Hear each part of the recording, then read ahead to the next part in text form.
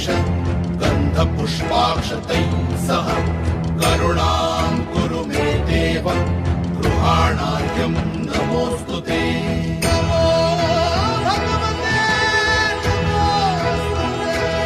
ॐ देहि सूर्यसहस्रांशो तेजो राशे जगत्पते अनुकम्पय मां भक्त्या गृहाणार्घ्यं नमोऽस्तु ते।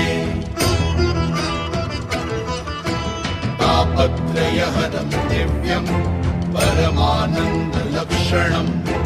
तापत्रयविमोक्षाय तवार्घ्यं कल्पयाम्यहम्।